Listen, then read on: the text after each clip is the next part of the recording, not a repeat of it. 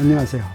Ask Professor 차 20번째 시간으로 오늘은 이제 주제를 바꿔서 관성 모먼트에 대해서 이야기합니다. 모먼트 오브 이너시아. 모먼트 오브 이너시아를 회전 관성이라고 번역하기도 합니다. 관성 모먼트와 회전 관성은 그래서 같은 이야기입니다.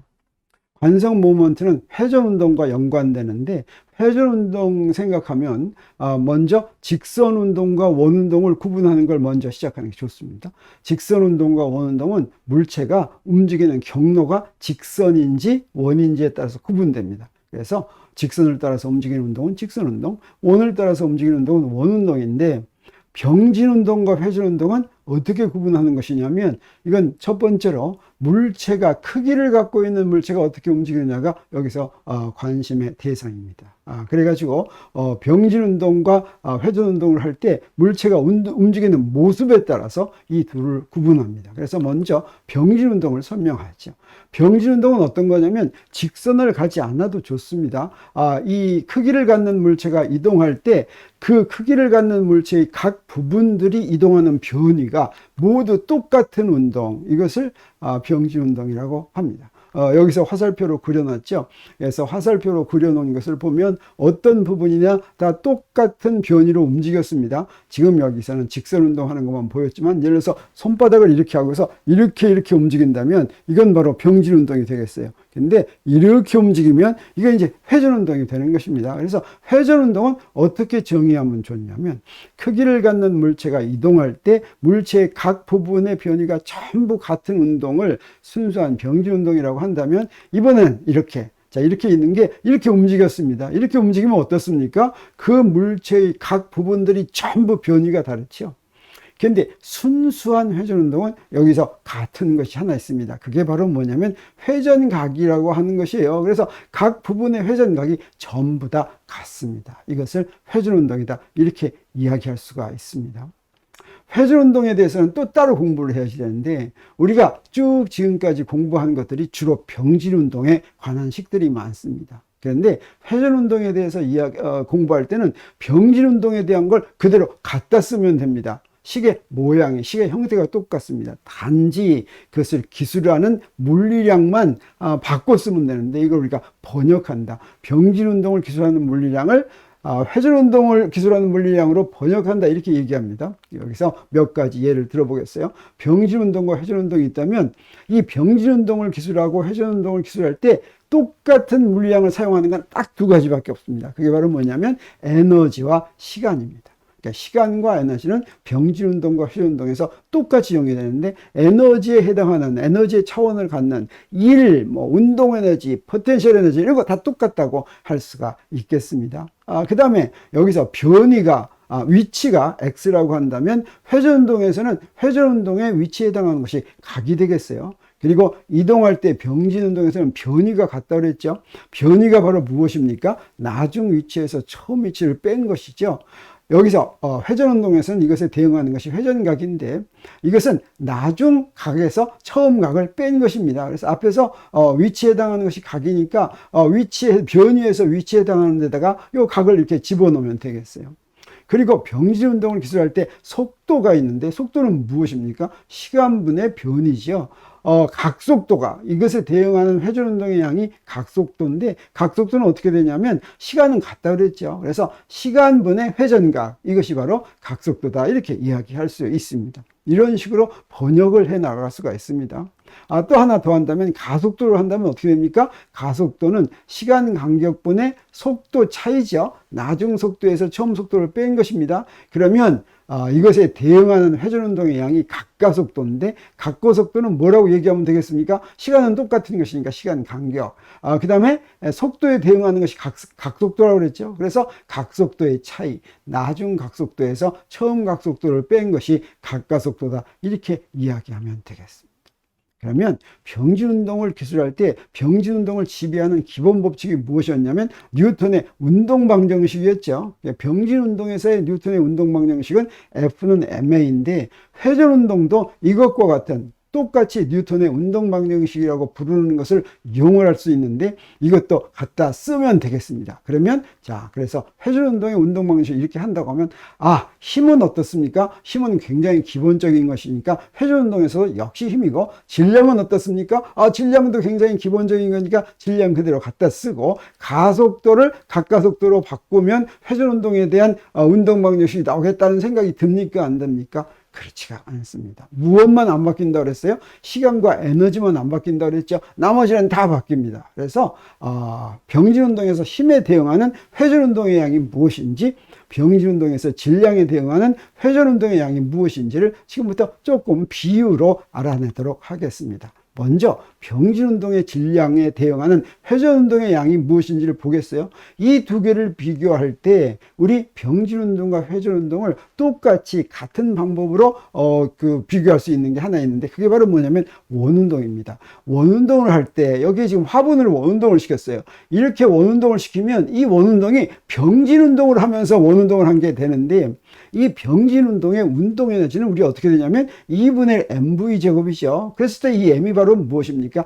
질량이죠. 그래서 병진 운동을 할 때 운동 에너지는 이렇게 되고, 이때 여기서 이 운동 에너지가 질량과 속도의 제곱으로 나타났습니다. 그런데 똑같은 것을 우리 무엇으로도 생각할 수가 있냐면, 이제 질량을 지금 번역하려고 합니다. 자, 질량을 번역하려고 하는데, 회전 운동에서는 화분을 이렇게 움직이면 이게 어떻습니까? 이렇게 움직였죠. 이게 어떻게 되겠어요? 요거 화분 하나하나를 보면 회전각이 전부 같은 거다, 이렇게 얘기할 수가 있죠. 이런 식으로 움직이면 이것이 바로 회전 운동이 되는데, 이렇게 회전 운동이 될 때는 운동 에너지를 어떻게 기술해야지 되겠습니까? 사실은 에너지는 병진 운동이나 회전 운동이나 똑같다 그랬죠. 그래서 똑같이 2분의 mv 제곱이 될 텐데, 이것으로 바꿀 때 속력을 무엇으로 바꿀 수가 있냐면 r 오메가, 이걸로 바꿀 수가 있죠. 우리 원운동을 할 때 원운동의 속력은 반지름에다가 각속도를 곱한 것이다 라고 하는 걸 우리가 알고 있는데, 이걸 여기서 이용을 하겠습니다. 그러면 K는 2분의 mv제곱의 V자리에다가 R 오메가를 집어넣겠습니다. 왜 이 R 오메가를 집어넣냐면, 자, 이 식을 회전 운동에 대한 식으로 바꾸고 질량을 무엇으로 바꿀지 알아내려고 하기 때문에 이렇게 하는 것이죠. 자, 그러면 이렇게 바꿔놨더니 어떻게 됩니까? 2분의 mr 제곱 오메가 제곱 이렇게 되는데, 이때 똑같은 운동 에너지를 회전 운동의 양으로 표시하면은 속력 대신에 무엇을 씁니까? 각속도를 쓰죠. 운동 에너지는 같죠. 그래서 이 R 제곱이 요 속력에 붙지 않고 질량 쪽으로 붙으면 되겠어요. 그러면 이걸 어떻게 바꿔 쓸 수가 있냐면 2분의 1하고 어떤 양, mr 제곱을 i라는 양으로 불렀습니다. i 오메가 제곱 이렇게 부를 수가 있는데, 이 i는 어떻게 정의가 된 거예요? mr 제곱으로 정의가 된 것이죠. 이때 이 i를 우리가 뭐라고 부르냐면 바로 관성 모먼트다, 이렇게 부른다고 하는 것이죠. 그래서 운동 방정식을 병진 운동에서의 F는 MA의 M자리에는 무엇을 집어넣으면 좋겠다는 것을 우리가 이제 알았냐면, 여기에 관성 모먼트를 집어넣었으면 좋겠다라고 하는 걸 알았습니다. 그래서 F는 MA에서 A는 각속도로 번역했죠. 그 다음에 질량은 관성 모먼트로 이렇게 번역을 했습니다. 자, 그러면 이 앞에 힘자리에 들어가는, 회전 운동에서 힘자리에 들어가는 건 무엇일까 하는 것이 하나 남았습니다. 이것은 무엇을 이용하냐면, 우리 이미 알고 있으니까 이 식을 그대로 이용하는데, 여기에 들어갈 때 있는 놈을 타우라는 글자로 표시하겠습니다. 사실은 이 타우는 무엇이 되냐면 토크가 되는데, 그래서 병진 운동과 회전 운동에서 이 식이 어떻게 되는지를 보겠습니다. 우리 그래서 여기 토크는 I 알파 이렇게 된 걸 이제 이렇게 고쳐 쓰려고 하죠. 이 토크가 무엇에 해당하는지를 보기 위해서 우리 I는 무엇인지 우리 알았죠. 관계가 I는 mr 제곱이고, 그 다음에 각속도는 무엇이 됩니까? 각속도는 각 가속도는 이 선 가속도를 반지름으로 나누면 각 가속도가 된다는 걸 우리가 알고 있으니까 이걸 원래식에다 대입하겠습니다. 어디다 대입하냐면 I에다가는 mr 제곱을 대입하고 알파에다가는 r분의 1을 대입하겠어요. 그러면 어떻게 됩니까? R 곱하기 ma가 되는데, 이때 이 ma가 무엇에 해당합니까? 병진 운동에서 F에 해당하는 것이죠. 그래서 토크는 무엇과 마찬가지냐면 반지름 곱하기 힘과 마찬가지죠. 자, 그런데 사실은 이 토크도 벡터량이고, 여기 R, R도 벡터량이고 F도 벡터량이니까 벡터량과 벡터량을 곱해서 다른 벡터량을 만들 때 곱하는 걸 우리가 뭐라고 얘기합니까? 벡터곱이라고 하죠. 그래서 토크는 R 크로스 F인데 이게 바로 회전운동에서 힘의 역할을 하는 것이다. 이렇게 이야기할 수가 있습니다. 그래서 우리 정리하면 어떻게 되냐면 병지운동에서 F는 MA라는 운동방정식이 회전운동에서는 토크는 I알파다. 이런 식이 되겠습니다. 그러면 이렇게 우리 알았으니까 이거 가지고 관성 모먼트가 어떤 의미인가 하는 것을 한번 해석해 보도록 하겠어요. 병지운동에서 F는 MA에서 M의 역할은 무엇입니까? 이게 질량인데 운동방정식에서의 질량의 역할은 어떤 역할을 하냐면 관성을 대표한다. 이렇게 얘기합니다. 관성이란 자기의 속도를 그대로 유지하려는 성질입니다. 바로 이 식이 그 이야기를 해주는 거예요. 그래서 어떤 물체가 있는데 그 질량이 있는데 이 질량에다 힘을 작용하면 속도가 바뀌어서 가속도가 생기죠. 그런데 똑같은 가속도를 만들기 위해서 힘을 가하는데 질량이 크면 클수록 가한 힘이 어때야 됩니까? 더 커져야 되죠. 이 얘기는 무엇이에요? 질량이 크면 클수록 속도를 바꾸기가 더 어렵다. 다시 말하면 질량은 속도를 그대로 유지하려는 성질이다 라고 하는 걸 우리가 알 수가 있는데 이 관성을 대표하는 이 M을 우리가 뭐라고 얘기합니까? 질량이라고 얘기하고 매스라고 부르죠. 그러면 회전운동에서 똑같은 식을 보겠습니다. 토크는 I알파. 그러면 이걸 아까하고 똑같이 번역을 한다면 무슨 얘기가 되겠어요? 이거는 바로 회전운동의 관성을 대표한다. 그래서 이걸 뭐라고 부르기도 하냐면 회전관성이다. 그러면 질량은 뭐가 되겠어요? 병진운동의 관성이다. 관성 모먼트는 바로 회전운동의 관성인데 이건 어떤 성질입니까? 병진운동의 관성이 속도를 그대로 유지하려는 성질이라고 한다면 회전운동의 관성은 무엇이 되겠습니까? 이것은 각속도를 그대로 유지하려는 성질. 여기서 각속도를 바꿔주려면 우리 어떻게 해야지 됩니까? 토크를 가해야지 되죠. 그러니까 토크를 가해야지 되는데 회전관성이 크면 클수록 큰 토크를 가해야지 된다라고 하는 것이 여기서 그대로 성립한다고 하는 것이죠. 그래서 이 I를 뭐라고 부르냐면 회전관성이라고도 부르고 이걸 영어로는 모멘트 오브 이너셔라고 하고 이걸 그대로 번역하면 관성 모먼트다 이렇게 부르는데 이 세 가지가 같은 의미다라고 하는 것입니다. 그래서 이 관성 모먼트를 I는 mr 제곱 이렇게 쓰는데 이 관성 모먼트 I는 mr 제곱이라고 하는 건 뭐냐면 이거는 크기를 생각하지 않은 질량이 회전축에서 거리 r만큼 떨어져 있을 때 이것의 관성 모먼트가 mr 제곱이다라고 하는 것이죠. 그런 특별한 물체의 경우에 관성 모먼트가 이렇게 되는 것입니다. 자, 이게 관성 모먼트가 되는 이유를 한번 보겠습니다. 자, 여기다가 뱅글뱅글 돌리면 이 뱅글뱅글 돌리면 그대로 자기 각속도를 유지하려는 성질이 질량과 반지름에 어떻게 의존하는지 보겠어요. 우리가 병진 운동을 할 때는 어때요? 물체가 움직일 때 질량이 크면 클수록 그 앞에서 막기가 힘들죠. 근데 이렇게 회전 운동을 할 때는 어떠냐?